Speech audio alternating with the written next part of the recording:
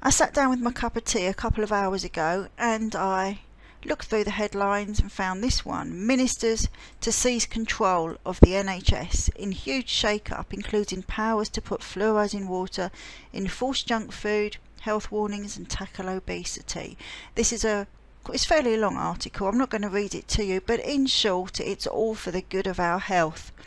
Today I'm going to talk about the fluoride in water. We don't need additional fluoride. We get enough from the food we eat, the natural fluoride. When you start adding fluoride in water, it becomes a systemic medication. And I've been through, without exaggeration, hundreds of articles, and not just today. I've been looking into this for ages. I'm going to show you today how dangerous this is. I found the next information on a water safety site, and if you live in Scotland and Wales, then you're very lucky because your water is not yet fluoridated. 5 million people in England live in areas that have drinking water, and it says is polluted with fluoride. I agree with them. We've got a list of postcodes there that are safe. They don't have fluoride yet, but the next lot, they do. And there's quite a few, as you can see, and as it said 5 million. Luckily Bromley isn't on there, so we're safe.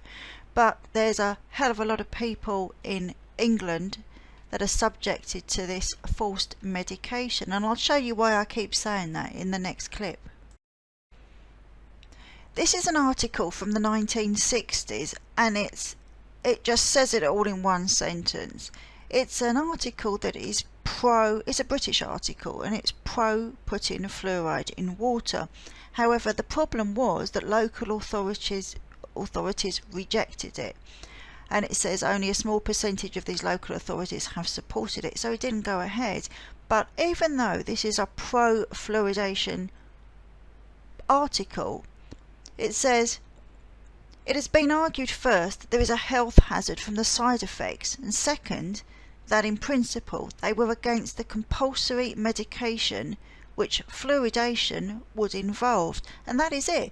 If we're being given something for the good of our health, in inverted commas, then we are having to take a medication without our permission. I try to think of it on a personal level, and I think it would equate to me giving my daughter, secretly slipped into a drink or food, my blood pressure medication, just in case she developed high blood pressure at a later date. That would be abuse, it would be poisoning, and I'd definitely be charged with something. So why are the governments allowed to do this? Make no mistake, this is not just happening in the United Kingdom. It's not just our government doing this. It's happening worldwide. New Zealand is a country I think of as picturesque, unspoilt, with beautiful oceans and mountains. For me, it's unspoilt, but even they haven't escaped the government's lies. It says the current level of fluoride found in untreated water supplies in New Zealand is not effective enough to be of benefit in helping to prevent tooth decay. Well, I'm going to show you later on that systemic ingestion of fluoride is not beneficial to tooth decay at all. Only topical application will help prevent cavities. It says so topping up the fluoride levels in reticulated water supplies has been done in many regions around New Zealand over several decades. In America, just about every toothpaste on the market contains fluoride as its active ingredient. Now, I haven't used fluoridated toothpaste for over 20 years. Water fluoridation currently benefits over 200 million Americans, and 13 million school children now participate in school-based fluoride mouth rinse programs. Don't you think that's awful? 200 million Americans and 13 million school children are taking this without question.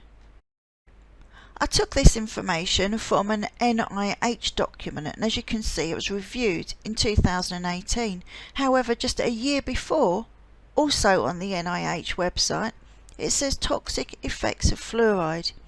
Excessive ingestion of fluoride may cause toxic and harmful effects.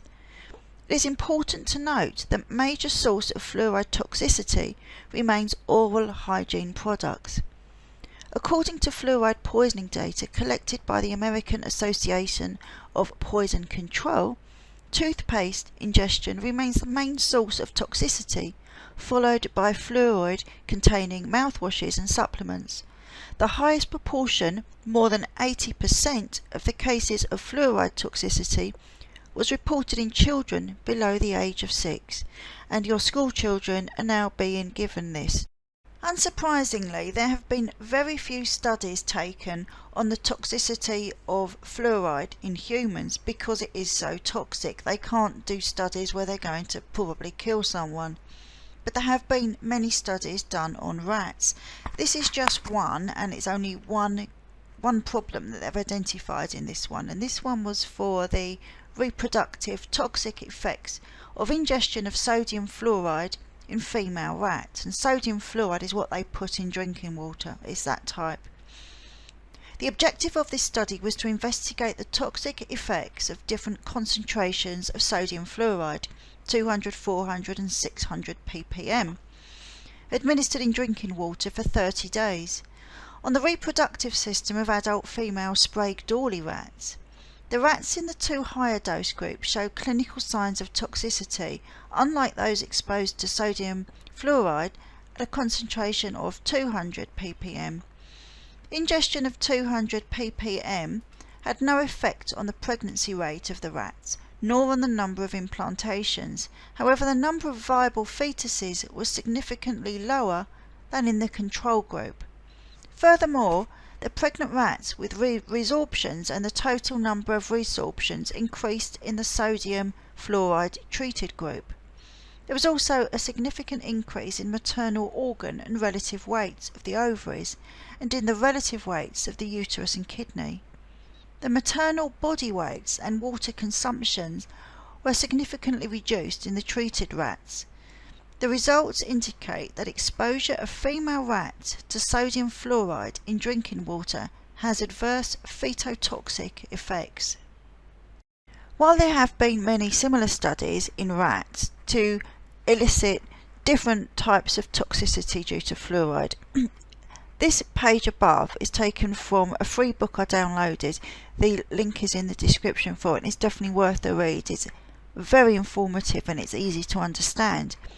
And this is about studies undertaken in humans, and as I said before, there are very few done. And it talks about the effects on the reproductive organs in humans.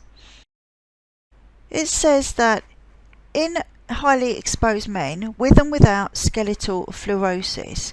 Now, fluorosis is one of the better things that can happen to you with too much fluoride. It can go from staining your teeth to causing loss of bone mass, so causing osteoporosis, fractures, things like that.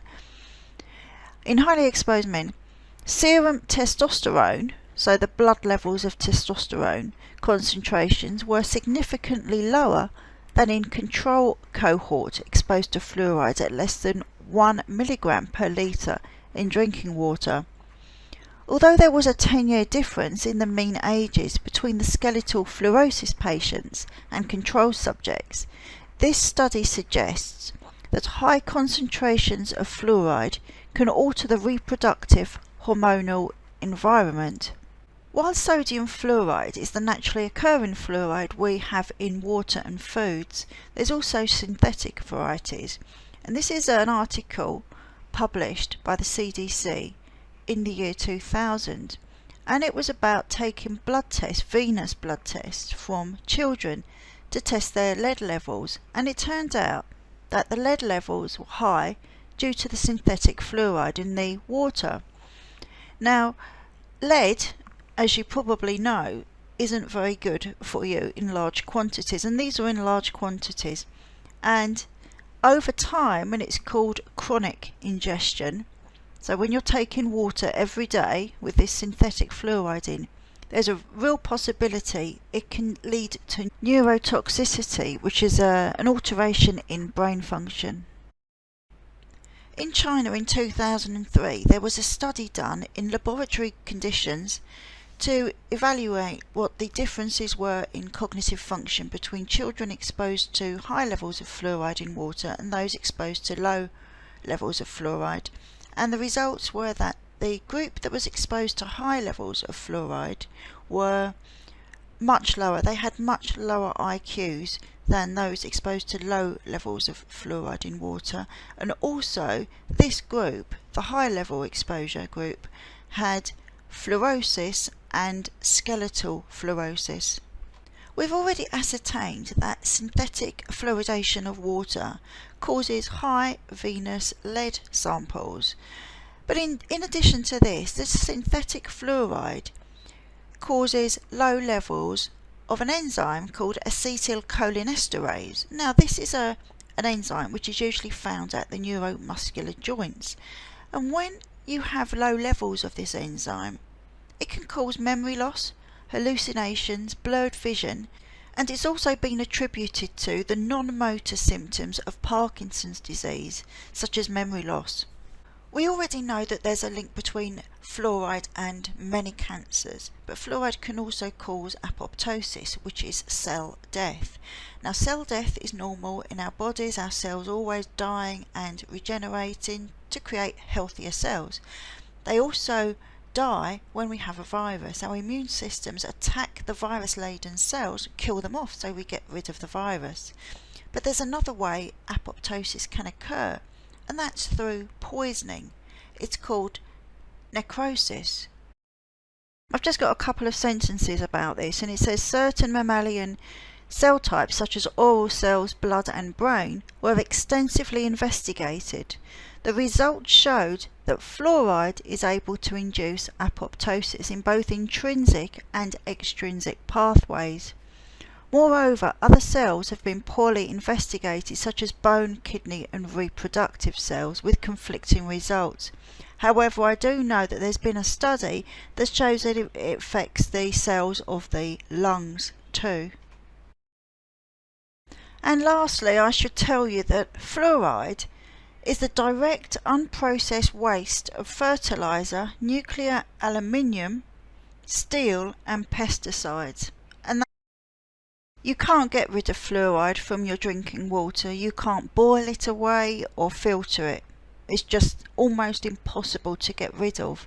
The only thing you can do is buy distilled water. Although if you're having just one glass a day, couple of glasses, it's probably not going to do you any harm. But it's the chronic ingestion where fluoride builds up and then can potentially cause real damage. Using toothpaste probably isn't going to do you any harm, but when I saw that CIA interview, it just put me off of all fluoride, because I don't want to become a zombie to the state. I'm looking forward to showing you my next video. As I was cleaning out my folders, I found some articles that I thought were missing, or I'd imagined them, but it's about 5G causing coronavirus, and this wasn't on some conspiracy theory site. This was an article on the NIH website. It has since been retracted as bad science, but I'm going to show you it anyway so you can make your minds up. Thank you.